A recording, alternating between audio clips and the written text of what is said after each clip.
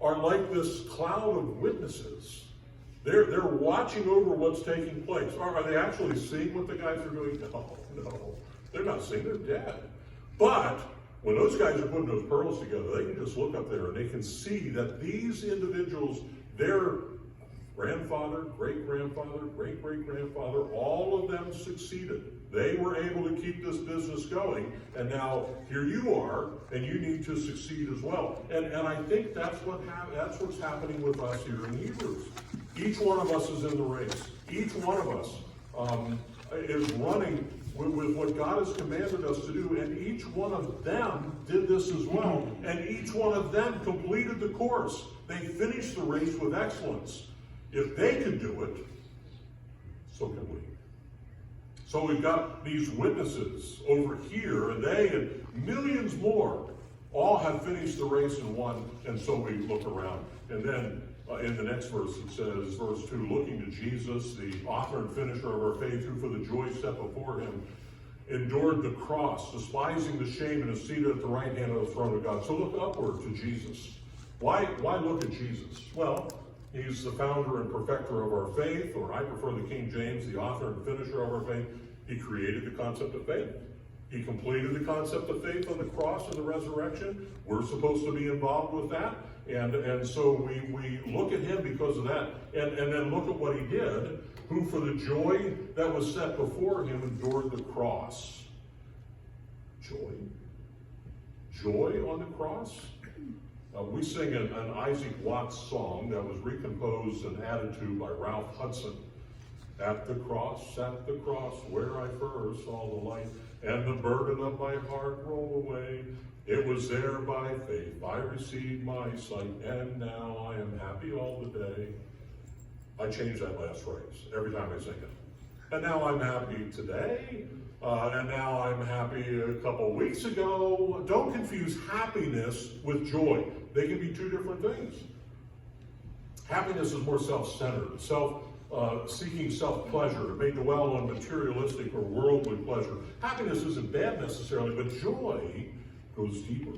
It's not always about oneself, but often is thinking of others and the happiness they may bring them. Joy is more soul-satisfying, emotional well-being, and certainly Jesus was thinking of fulfilling God's purpose in salvation and providing a way for us to get to heaven. So it was joyful what Jesus was doing. And what he did was he endured the cross. Think of the cross for a moment. One of the most brutal ways to die. It's not quick like a firing squad, a hanging, or having your head chopped off. Those are horrible things for sure.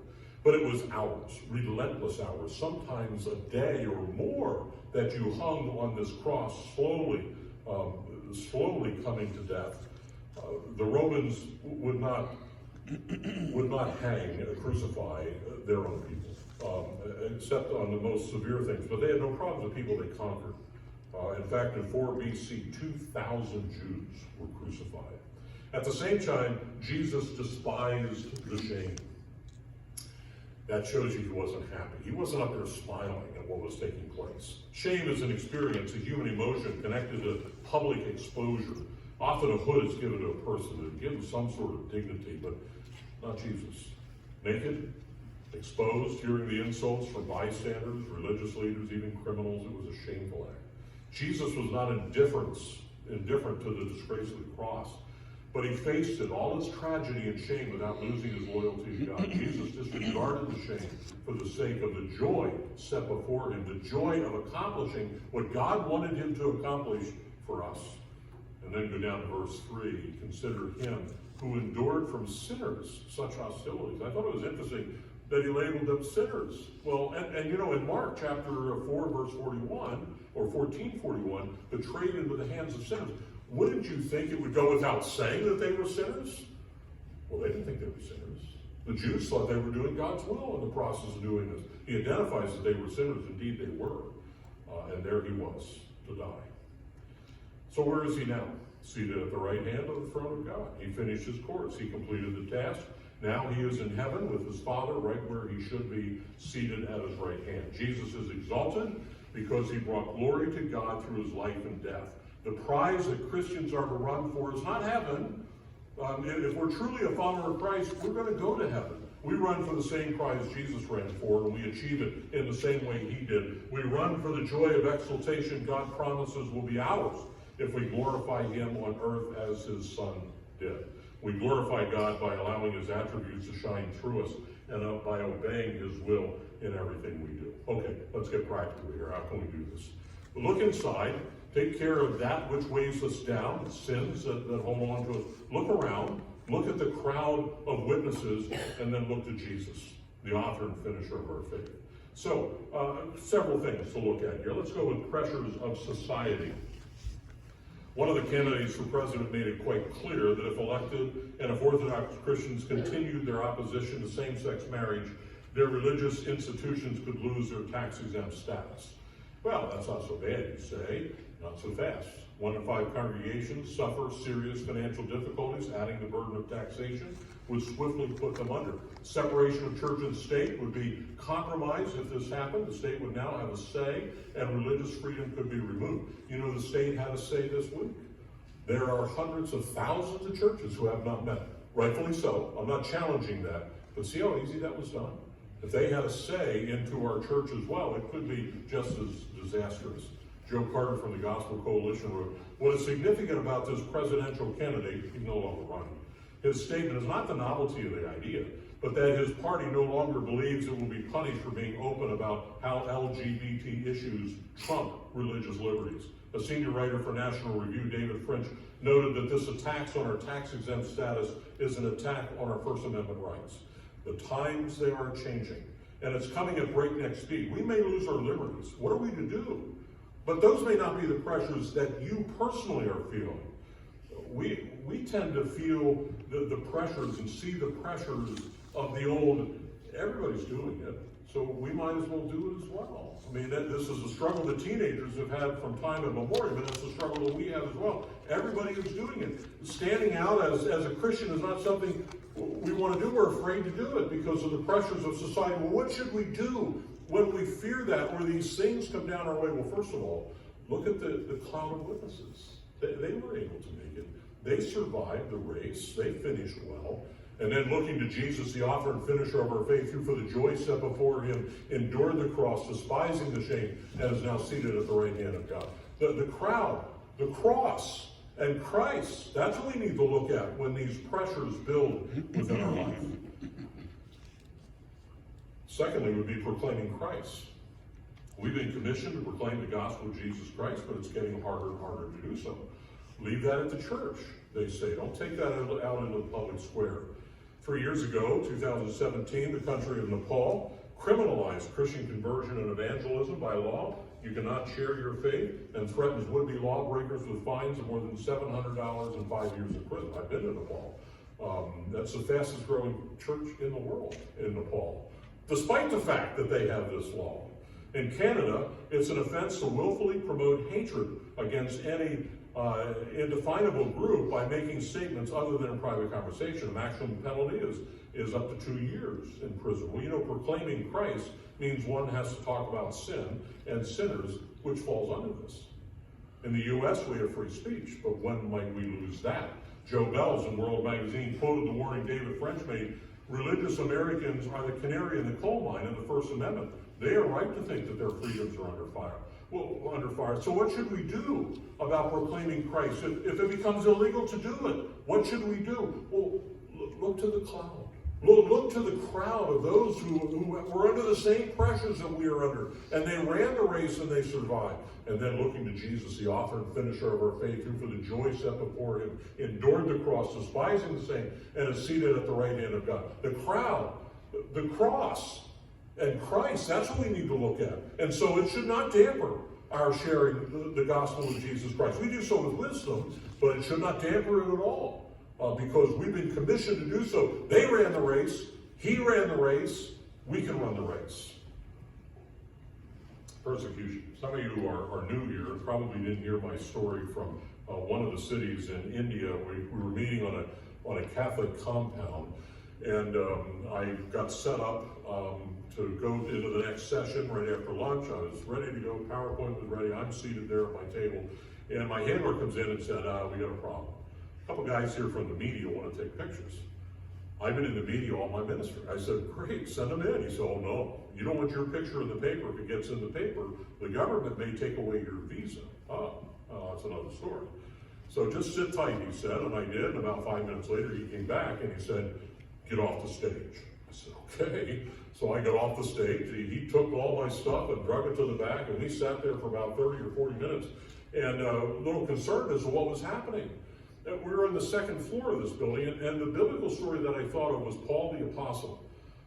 They had to get him out of the city, and so they put him in a basket, and they put him out the window of the wall and let him down. And I'm thinking two things. One, do they have a basket large enough to put me in? And two, are there enough Indians to hold the rope on that thing so that I don't fall? Well, we got out of there and got into the car. We canceled the conference, went out a side entrance, and we were gone. I didn't find out till the next day what the threat really was. At the front gate were a bunch of radicals who wanted to come in and to beat us up. That's what they did. Hindu radicals wanted to beat us up.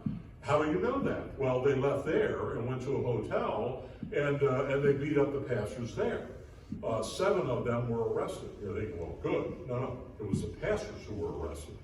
You can't proselytize within a certain location, a certain circumference around a temple.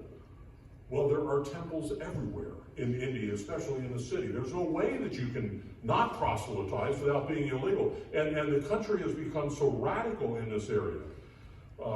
Since the ruling party came into effect in 2014, there have been attacks on Christians with no consequences. Reported cases of persecutions risen from 177 in 2015 to 3,300 in 1 year. 5 Christian women in 2018, aged 20 to 35, were performing a street play when they were abducted and then gang raped in the forest. In January 20, 2018, the body of a village pastor was found hung from the thatched roof of his house a week after he complained to the police about opposition from the radicals. One of my ministry associates told me about a pastor who was beaten at his church, stripped of his clothing, and made to run naked through the village, all without penalty. The country has become radicalized. Nationalism, religious nationalism. A Hindu prime minister, and because of that, there is a threat all the time now. And my handlers over there tell me that Hindus have a statement, and that is Hindustan is for Hindus. Hindustan is what they'd like to name India. Pakistan is for Muslims, yet 18% of the country is Muslim. Kurubistan is for Christians. You're thinking, well, now, my geography, where's Kurubistan? No. Kurubistan is the Hindu word for graveyard. That's what they think. Christians should be killed. You're saying, but these are, but aren't these the nice, peace-loving Hindus that we see pictures of doing yoga and stuff? Yeah, there are those, but there are other radicals as well. What was interesting is the way God protected us. There was of course, a gate at the front wall, and there was security there, and then there was walls down the side with the side gate that we went out of. But the back is wide open. They could have just walked around had they known the place and come right in. And God had protected us. We're very grateful for that. So when they, or many others throughout this dangerous world, are going through persecution, what are they to do? Well, according to the writer of Hebrews, look at the cloud. The cloud of witnesses, they survived. And then look at Jesus, look at the cross, look at Christ. How about persecution for us? Are we facing any? Yeah, it's muted compared to what it is in other countries, but it does happen. Kids who are ridiculed for praying at lunchtime.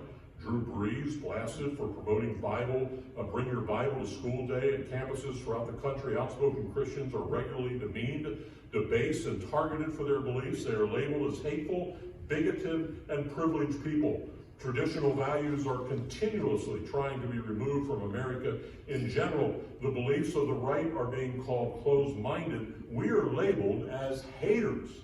Persecution will come our way. Jesus said, if they persecuted me, they will persecute you. So what are we supposed to do if persecution comes? Look to the cloud of witnesses that is up there who survived persecution. And they're looking to Jesus, the author and finisher of our faith, who for the joy set before him endured the cross, despising the same, sitting at the right hand of the Father. The cloud, the cross, and Christ. Finally, we're all dealing with various struggles. personal situations. Perhaps it's a job loss. Maybe it's increasing financial challenges. Maybe it's marital problems or a wayward child. Maybe it's an illness. Maybe we've been diagnosed with a cancer and the outcome is bleak. Perhaps it's the untimely death of a child or a parent or a loved one. What are we supposed to do? I'll tell you what you're not supposed to do. You're not supposed to quit. You're not supposed to throw the towel in. I don't see that here. I don't see that that is something that we are supposed to do and stop living the Christian life. It's just the opposite. We need to keep running in this race. Look at the cloud of witnesses. They ran, they succeeded, looking to Jesus, the author and finisher of our faith, who for the joy set before him endured the cross, despising the shame, and is now seated at the right hand of God. The cloud, the cross, Christ, that's what we are to look at when these personal situations come our way. Marathons are changing, and there's one out there that's all the rage. It's called mud runs or mud races. And it's a race for sure, but it involves obstacles such as walls and cargo nets and tires and warped walls and slides and mud pits and monkey bars and ring cross and more. The race in which we are involved is much worse. We're not running in mud or running against others. We're running against flesh. We're not running against flesh and blood, but rather we're running against the rulers, against the authorities, against the cosmic powers over this present darkness, against the spiritual forces of evil in heavenly places. Fortunately, if you're a follower of Christ, you have the Holy Spirit. He's going to go with you. All right, he's with you on this run. He will stay with you. He's the author and finisher of our faith, Jesus is. And he's there with us. I have no idea what you're going through today. It might be a challenge for you. There might be something that is earth-shattering to you. So what are you supposed to do? You know, if it's an earth-shattering thing or these other things happen, well, look to the cloud. Look to the cross. And look to Christ. Father, I thank you for the simplicity of your word in the book of Hebrews here. And what a great lesson for us as we attempt to run this race that we're in. We're all in the race if we know you. And so how are we going to do in this race? And I pray that you'll help us in that regard so that we'll be able to succeed in this race and do so well as we strive to become holy, which you have called us to be. So Lord, help us in this race. Help us to understand the race, to accept the race, and then to do the best that we can to succeed in the race. Father, there may be somebody here today, they're not sure. They're not sure they're even in the race. They're not sure that they're a follower of you. Well, I pray that you will work in their heart right now. Today should be the day of salvation for you. Convict them, draw them to yourself, a saving knowledge of Jesus Christ. We'll commit this to you. Bless this pastor and his dear wife. Thank you for their ministry. And bless this church. It's great to see so many more people here today. And may it continue to grow and honor you in all that it does. In Jesus' name we pray. Amen.